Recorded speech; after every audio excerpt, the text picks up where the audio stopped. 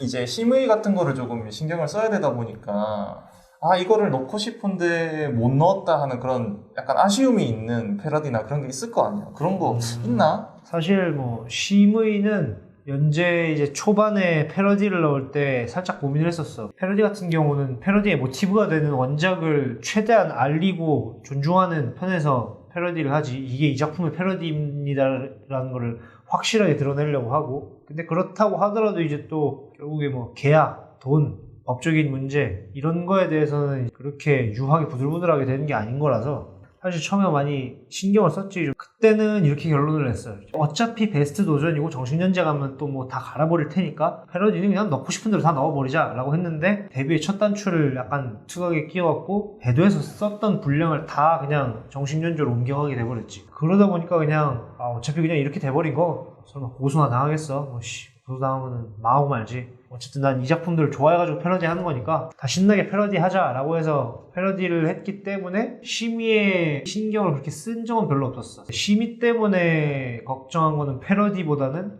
연출의 수위였지. 주로 폭력적인 연출들. 처음에 베스트 도전에 올렸던 것도 사실 폭력성으로 신고를 먹여갖고 잠깐 동안 게재 중단? 그게 들어갔었어. 뭐 어떻게 다 풀려났고 결국에는 다 폭력적인 부분에 대해서지. 영화 리뷰 만화 계속 해야지. 그 연재 때문에 죽어나는 거는 이해를 하는데 좀 해결이 되면은 할 생각이 있나? 내 만화를 본 적이 있고 나라는 작가를 이제 아는 독자들이 있으면 사실 영화 만화 얘기는 뭐 아예 안 할 수는 없지. 좋으나 싫으나 어쨌든 내가 그린 만화 중에 가장 영향력이 있었던 게 영화 만화니까. 근데 예전에도 말했는데 나는 영화 만화를 아까 말했던 SD 만화처럼 싫어하는 건 아니지만은 엄청나게 우선순위가 있는 만화는 아니야. 어쨌든 결국 시작 자체가 그냥 재미로, 영화 보면서 떠드는 거 좋아하는데 뭐 어디 뭐 친구들한테 뭐 다 불러갖고 떠들 수도 없고 만화를 그래서 내 생각만 얘기하면 재밌겠다. 뭐 나는 내 만화를 평론이나 리뷰라고 생각 안 하고 그냥 말 그대로 본 만화야. 이 영화가 좋다 싫다 라고 얘기하든 후지다 돈 아깝다 되게 걸작이다 라고 얘기하든 엄청난 평가를 내리는 게 아니고 순전히 내 감상이야. 그리고 나는 그럴 수 있다고 생각해. 왜냐, 10,000원씩 내가지고 영화 봤으니까. 돈가스 집에서 한 뭐 6,000원짜리 돈가스를 먹어도 별점을 달 수 있는데 10,000원짜리 영화 봤는데 내가 이게 좋다 싫다 얘기도 못해? 어쨌든 그런 면에서 나온 만화이기 때문에 말했다시피 가볍게 생각하고 있고 우선순위가 떨어진다. 예전에 한번 물어본 적이 있었는데 영화 리뷰 연재는 따로 들어온 적이 없나? 결론부터 얘기하자면 정식 플랫폼에서 연재를 하자라고 들어온 적은 없어. 이게 영화 만화로 뭔가 정식이든 돈을 받고 연재하는 거든 뭐든 뭔가 해보려고 하는 움직임은 있었지. 정식 연재 플랫폼에 들어가가지고 연재를 하려면은 합법적인 출간물, 창작물이다 보니까 그런 데에 있는 심의나 규제를 좀 맞춰야 된단 말이야. 근데 영화 만화는 대사의 수준이나 거기서 드러나는 폭력시위나 그런 부분이 굉장히 자극적이고 노골적이잖아. 그러면 필연적으로 그걸 덜어낼 수밖에 없거든. 그러기가 싫었어. 애초에 그렇게 덜어내면은 재미도 별로 없어질 것 같아. 사람을 좀 그만 잡아찢으면 되는 거 아닌가? 뭐 그거는 어떻게 표현해야 될지 모르겠네. 괜찮아, 이미 편집 좀 잡아놨어. 그런 거는 우리에게 있을 수 없어 띄울 거야. 플랫폼을 이래저래 지금 되게 짧은 기간 안에 많이 옮겼는데 플랫폼 전임맨으로서의 소고가 있으면? 플랫폼을 이리저리 좀 옮겨 다녔지. 처음에 이제 네이버 베스트 도전 만화로 시작해가지고 베스트 도전에서 한 1년을 매주 꼬박꼬박 한 번도 휴재도 안 하고 52화 분량을 만들어가지고 그 세이브 분량을 가지고 이리저리 플랫폼 하나 넣어봤는데 다 떨어졌어. 죄다 싹 다. 그러다가 이제 스토리잼이라고 신생으로 나오는 플랫폼이 있어서 뭐 그쪽이랑 얘기가 돼가지고 연재를 하기로 하다가 차후에 또 원스토어하고 하면 더 좋을 기회가 있을 것 같다 싶어가지고 계약을 해서 지금까지 이렇게 하고 있지. 그래서 이런 식으로 플랫폼 옮기면서 독자들한테 꽤 많이 들었던 얘기가 뭐 공모전에 넣으면 안 되나요? 뭐 어디 플랫폼에 넣으면 안 되나요? 왜 이런저런 플랫폼으로 옮기지? 라는 얘기를 많이 들었는데 내가 그걸 안 해봤겠냐 내가? 그냥 만화를 보는 일반 독자들도 생각하고 있는 걸 내가 생각을 안 해봤을까? 내가 시도를 안 해봤겠어? 말했잖아. 나는 항상 내 블로그에서도 얘기했잖아. 다 떨어졌다고. 다 떨궈진 거야. 내가 거기를 가기 싫어서 안 간 게 아니고 거기를 생각을 안 해서 안 간 게 아니고 떨어진 거라고. 근데 왜 취직하려고 하는데 면접 떨어지는 사람한테 가가지고 왜 취직 안 해? 먹고 살고 싶지 않아? 이런 얘기 왜 하는 거야? 나도 먹고 살고 싶었는데 떨어진 거라고. 그러니까 제발 어디 플랫폼에 왜 안 가세요? 이런 얘기를 하지 마. 누구보다도 가고 싶은데 떨어진 거야. 내가 근데 막 저는 뭐 작가적 소신이 있기 때문에 그런 플랫폼 안 갑니다. 이런 얘기 한 적이 없잖아. 그런 얘기 한 적이 없는데 왜 자꾸 그런 생각을 니들끼리 알아서 하는 거야. 아니라니까. 떨어진 거야. 알겠어? 지금 내가 있는 플랫폼이 내 최선의 한계예요. 그렇게 생각하세요. 오케이? 스토리잼 같은 경우에는 이제 컴퓨터로 못 보는 게 좀 불편하기도 했고 원스토어로 옮긴 지 얼마 안 되긴 했지만 그 원스토어는 작가가 좀 편한가? 원스토어 북스로 옮긴 지가 지금 한 12월쯤인가? 그때 옮겼는데 아무튼 옮긴 지가 얼마 되지가 않아가지고 그 플랫폼에서의 뭐 대우나 상황이나 뭐 그런 게 좀 괜찮으려면 일단 어쨌든 정산을 받아봐야지. 금액을 받아봐야 되는데 오픈 플랫폼은 모르시는 분들이 있을까 잠깐 짤막하게 설명을 드리자면 오픈 플랫폼은 일반 플랫폼하고 조금 다르게 기본 고르가 없어요. 원래 보통은 기본으로 주는 금액이 있고 거기서 쿠키나 유료결제 수익 매출액에 따라서 또 추가적으로 지급이 되는데 오픈 플랫폼 같은 경우에는 기본으로 주는 급여가 없어. 그렇기 때문에 오로지 매출액만으로 이제 승부를 봐야 되거든요. 매출액이 얼마가 나오는지를 모르는 상황에서는 좋다 안 좋다라고 아직 결론 내리기가 어려워. 받아보지 않았기 때문에 그건 좀 시간을 좀 더 두고 기다려봐야 될 것 같아. 이거를 보고 있는 이제 그림 새싹들을 위해서 뭐 원스토어는 뭐 옮긴 지 얼마 안 됐으니까 심하게 치고 네이버 포텐업 이야기를 한번 해줘. 포텐업을 내가 노리면서 네이버 베스트 도전에서 연재를 하긴 했지만 사실 포텐업에 붙었어야지 내가 뭐 해줄 말이 있는데 포텐업은 내가 알고 있는 정보만 얘기하자면은 2달인가 1달인가 2달인가 주기가 있어. 장르별로 이번 포텐업은 판타지, 이번 포텐업은 스릴러, 이번 포텐업은 뭐 액션, 공포 이런 식으로 주기가 있어서 그래서 정기적으로 베스트 도전에서 그 장르와 정기적인 횟수에 부합하는 작가들을 뽑아다가 네이버에서 지원을 어느 정도 해서 거기서 정신연재 문턱을 넘는 사람도 있고 최종적으로 못하는 사람도 있고 그런 시스템인데 자기가 포텐업을 노리고 베스트 도전에서 연재를 한다라고 결심을 했으면은 중요한 거는 이제 내가 하려고 하는 장르랑 이 지금 포텐업에서 품고 있는 장르에 이게 지금 서로 아다리가 맞는지를 좀 파악을 해야 돼. 예를 들어서 내가 액션만으로 포텐업을 붙고 싶은데 당장 어제부터 연재 시작했는데 액션 포텐업 마감이 뭐 이번 주 내로 끝나. 그러면은 뭐 할 수가 없잖아. 뭐 일주일 내내 한 5화 분량, 6화 분량 만들어가지고 싸울 수도 없는 거고. 만약에 내가 판타지 만화 포텐업을 하려고 하는데 판타지 만화 포텐업이 저번 달에 끝났어. 그러면은 거의 1년을 기다려야지. 사이클이 1년씩 돌아가는데. 그러면은 사실 굉장히 비효율적인 도전이 될 수밖에 없다고 볼 수 있지. 자기가 지금 하고 싶은 장르랑 포텐업 주기 돌아오는 걸 계산해서 해야 되고 만약에 맞아떨어지지 않는다면 어차피 원고는 했고 독자는 어느 정도 있고 그거를 쌓아서 정기적으로 하는 공모전이나 타 플랫폼 투고, 타 플랫폼 공모전이나 투고용으로 쓰이는 세이브 원고를 만든다는 생각으로 해도 되지. 에이전트가 지금 있는데 에이전트 얘기도 한번 해주는 걸로. 장점과 단점이 있어. 일단 장점이라고 하면은 작가 혼자서 계약관계나 그런 경험이 없고 뭘 해야 될지 잘 모르는 부분이나 또는 일단 당장 시인이라서 어디 플랫폼에다가 투고를 해도 받아주기도 힘든데 그런 부분에서 에이전시가 자신들의 능력으로 플랫폼 간의 거래나 그런 걸 성사시켜주고 연결을 시켜주는 역할을 함으로써 작가가 작품 활동에만 집중할 수 있고 자기가 약한 계약 부분이나 플랫폼 간의 조율하는 문제를 대신 해결해주는 그런 장점이 있지. 근데 단점이라고 하면 미숙한 작가이기 때문에 에이전시를 가실 때 장점이 되는 부분. 만약에 그걸 모두 다 갖춘 작가라면 에이전시랑 할 이유가 없지 사실. 왜냐하면 결국 이것도 수익을 떼가야 되기 때문에 수익도 결국 적게 떼가는 게 아니야. 물론 그만큼 에이전시가 일을 열심히 하긴 하지만은 만약 그 부분을 작가가 혼자 다 할 수 있다면 자기가 혼자 다 뚫고 자기가 혼자 다 연재해서 온전히 자기 수익으로 챙기면 되니까. 웹툰 작가 지망생뿐만이 아니라 창작자 지망생들을 대상으로 한 뭐 조언이나 경고, 대중예술, 웹툰, 일반적인 독자들이 보는 그런 대중예술의 기준으로 얘기를 잠깐 해주자면 기본적으로 대중예술은 말했던 것처럼 대중이 보는 거기 때문에 대중이 공감할 수 있어야 돼. 일반적으로 보는 사람들이, 독자들이, 시청자들이, 관중들이 그런 사람들이 공감할 수 있고 이해할 수 있고 받아들일 수 있는 감성이어야 해. 그러니까 즉 막 반사회적인 이야기나 엄청 폭력적이고 극단적인 이야기라도 그 안에 있는 감성은 적어도 왜 이 등장인물들이 왜 이런 행동을 하는가? 왜 이 등장인물들 간의 관계는 이렇게 진행이 되는가? 왜 이런 우정이 뭐 생기고 사랑이 생기고 왜 갈등하고 싸우는지를 독자들이 이해할 수 있는 내러티브는 있어야 된다고. 그리고 그런 내러티브는 기본적으로 책이나 영화나 만화나 그런 거를 이빠이 많이 본다고 생긴 게 아니고 현실에서의 사람들하고 대화를 하고 관계를 맺어가면서 쌓이는 거야.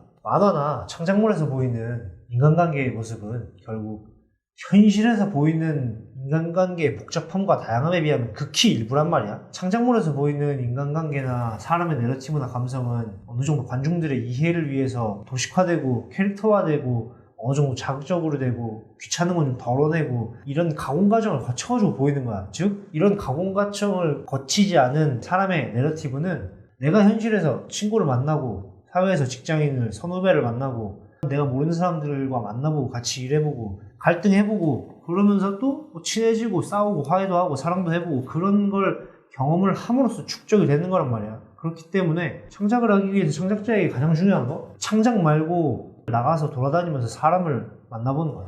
그래야지 창작을 할 수 있다고 나는 생각을 해. 결국에는 해밍웨이 해라라는 것 같은데 그러면 대외생활 하나를 또 추천해줘. 친구나 주변인들이 하는 걸 적당히 보고 따라하면서 그 중에서 자기 마음에 맞는 걸 선택을 해라.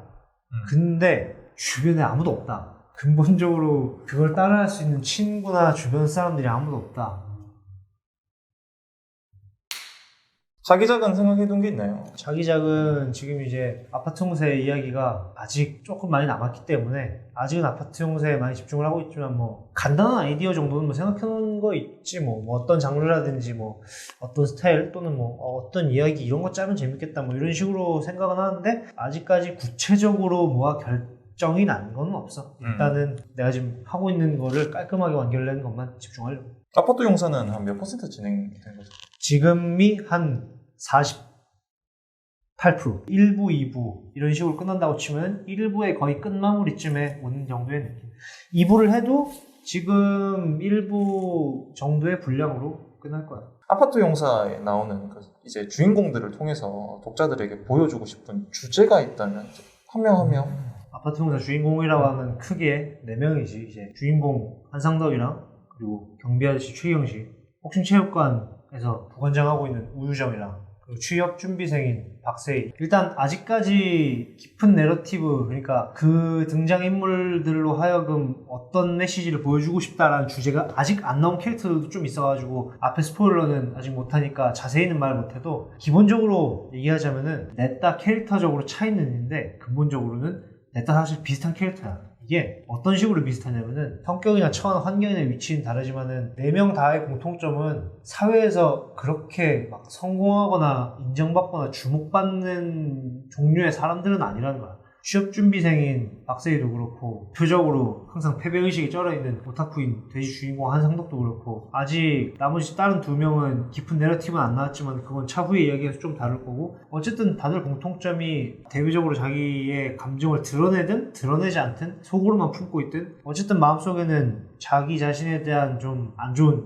열등감, 슬픔이라든가 자격지심이나 괴로움, 안 좋은 기억 같은 것들이나 자기 상황이나 현실에 대한 그런 것들이 있는 캐릭터들이기 때문에 왜 전부 그런 캐릭터들도 설정을 해놨냐면은 아까 앞서 이세계물에서 말했던 것처럼 잘난 사람이 잘난 힘을 뽐내면서 사는 거를 그린 것보다 못나고 자기를 좀 실패자라고 부족하다고 생각하는 사람들이 그걸 다른 친구들, 주변 사람들의 도움을 받고 그리고 자기 스스로 힘을 헤쳐나가면서 극복을 하면서 마침내 승리를 하는 거를 승리하는 거는 사실 판타지지 정말 현실에서는 그렇게 발버둥 쳐도 승리하지 못한 경우가 허다하니까 어쨌든 그래도 그렇게 승리하려고 하는 건 이제 내가 창작을 함으로써 보여주려고 하는데 이상이라서 내 꿈 같은 거라서 모자란 사람들이 힘을 합쳐가지고 자기를 힘들게 하는 것들에서 벗어나가지고 극복하고 이겨내서 성장하는 거. 그게 그 등장인물들로 하여금 보여주려고 하는 주제지. 영감을 얻는 장소나 매체. 일단은 만화를 많이 보는 편이지. 어렸을 때 일본 출판 만화를 많이 봤는데 그때 하도 많이 봐가지고 그런지 요즘에는 사실 이렇게 엄청 만화로서는 땡기는 게 사실 별로 없더라고. 특히 일본 만화도 유행한 게 땡긴 게 없어갖고 그 다음으로는 이제 영화지. 사실 영화, 드라마 이런 데서 좀 그런 데에서 보여주는 사실적인 연출 같은 데서 영향을 많이 받는데 그게 더 커. 어떻게 보면 만화보다도 더 큰 영향을 받는 것 같아. 마지막으로는 이제 게임이 영화 만화하고는 다르게 플레이어가 직접 이야기에 간섭하고 개입하면서 하는 이야기다 보니까 그런 면에 있어서 몰입감이 다른 예술 매체들하고는 다르게 굉장히 깊은 작품들이 많거든. 그래가지고 이제 게임에서 영향을 많이 받기도 하지. 만화가 지망생들한테 추천하는 일본 만화 대여섯 개 있으면은 추천 좀 해줘. 앞에 얘기했던 분들은 제외하고. 추천하는 일본 만화라고 하면은 일단 작화로서 무라타 유스케 원펀맨, 오쿠 히로야의 간츠, 좀 스릴러적인 구성이나 두뇌 배틀 이런 부분에 있어서는 토가시 요시히로의 헌터 좀 진중한 얘기나 그것도 약간 스릴러적인 부분이 일치하는 부분이 있는데 이와키 사토시의 기생수 이런 만화들 소설을 거의 안 보냈는데 혹시 자네 실마릴리온 입문할 생각 없나? 반지의 제왕 영화가 소설보다 더 단축이 된 거잖아.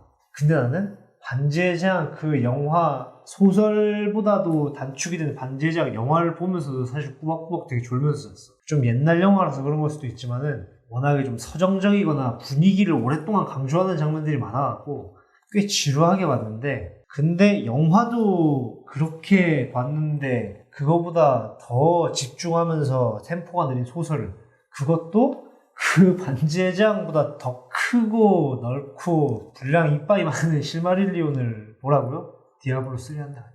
실망스럽군요. 사용하는 도구나 툴. 디지털로 작업하는 웹툰 작가다 보니까 타블렛을 쓰는데 타블렛도 여러 종류가 있으니까 손바닥만한 것도 있고 대중적으로 쓰이는 이제 판형 타블렛이 있고 그리고 또 가장 비싼 액정 타블렛이 있는데 지금 쓰는 거는 이제 신티크 16이라고 해가지고 적당한 크기의 액정 타블렛 한 80만원인가 70만원인가 하는 거를 해서 쓰고 있는데 뭐 일반 판형 타블렛하고 사실 막 엄청나게 차이가 있다 이런 거는 그렇게 크게 안 느껴지는데 그래도 아무래도 판형 타블렛 판에다가 그리는 걸 모니터로 보는 거랑은 다르게 내가 그리고 있는 화면이 종이에다 그리는 것처럼 그대로 보이다 보니까 턴의 직관성이 있어가지고 턴을 좀 덜 긋게 되지 여러 번 그릴 필요가 없고 판형 타블렛은 감도를 좀 세밀하게 조절해야 되다 보니까 세팅이 중요한데 액정 타블렛은 어느 정도 그런 거를 좀 적당히 세팅을 해놔도 내 손 움직임에 따라서 움직이니까 결론적으로는 어느 정도 좀 작업에 직관성이 있어가지고 좀 효율적이게 된다. 작가로서의 마음가짐. 내가 창작물에서 재미를 많이 느끼고 감동을 많이 받은 시간이 커. 아주 어렸을 때부터 영화든 만화든 음악이든 게임이든 그래서 내가 어느 정도 창작을 할 수 있을 때쯤에 나이가 됐을 때는 내가 그린 거를 사람들이 보고 재밌어 한다는 게 좀 기뻤어. 그리고 점점 더 창작을 하면서 이야기가 깊어지고 사람들한테 할 말이 많아질 때쯤에는 내 의견이나 내 이야기가 사람들에게 감정적으로 각자 와닿는 게 이제 다른 경우가 많이 생기더라고. 어떤 사람은 재밌어 하기도 하고, 어떤 사람은 화내기도 하고, 어떤 사람은 싫어하기도 하고, 뭐 그런 여론이야. 뭐 한 사람에 대한 평가나 반응 같은 건 엄청나게 많이 갈리는 거니까 그런 거 하나하나에 신경은 안 쓰지만은 그 중에서도 내가 중요하게 생각을 했던 거는 내 작품을 보고 뭔가 감명을 받거나 감동을 받는 사람들의 경우였지. 사회적으로 패배자라고 생각하는 주인공들이 따로따로가 아니라 다른 친구들하고 이제 힘을 합쳐가지고 노력을 해서 자기 고난을 극복하고 성장하는 이런 만화를 그린 것 자체도 내 만화를 보는 독자들이 그럴 수 있으면 좋겠다라고 생각해서 그린 거야. 가끔씩 그런 반응이 있었거든. 뭐 나한테 메일이든 카톡이든 뭐 우울했었는데 뭐 작가님 만화를 보고 뭐 힘을 얻습니다. 뭐 용기를 얻습니다. 가끔씩 이런 댓글이 나와. 그런 걸 보면은 이제 어떤 사람들한테는 별거 아니겠지만 나한테는 그걸로 충분히 보람이 있는 거지. 사실 돈이야 뭘 해도 벌 거고 까놓고 내가 정말 돈 벌고 싶었으면은 일단 힘들고 머리 아픈 짓을 왜 해서 그냥 취직했지. 옛날에 막 사람들 여론 신경 쓰고 댓글 막 엄청 신경 쓸 거면은 뭐하러 또 이렇게 또 마이너하고 억울한 작품을 만들겠어. 그냥 사람들 입맛에 맞고 좋아하는 것만 그리면 되는데 근데 이런 걸 그리는 이유는 좋아하는 사람들, 싫어하는 사람들, 뭐 챙겨 보는 사람들, 안 보는 사람들 그래도 그 수천 명, 수만 명 중에서 한 명이라도 내 만화를 보고 자기 마음에 느끼는 게 있어서 거기에서 용기를 얻고 가치를 이어서 그 사람이 사는 현실을 이겨나가고 바꿀 수 있는 힘을 낼 수 있으면은 그런 사람이 한 명만 있어도 충분히 가치가 있잖아. 나는 그렇게 생각해. 그런 사람이 한 명만 있어도 내가 창작하는 창작물은 충분히 가치가 있는 거라고. 오늘은 원스토어에서 아파트 용사 연재하고 있는 윤선생, 윤영일 작가 만나보았습니다. 많이 응원해 주시고요. 그러면 저희는 또 다음 주에 뵙도록 할게요. 모두 안녕. 더 해줘!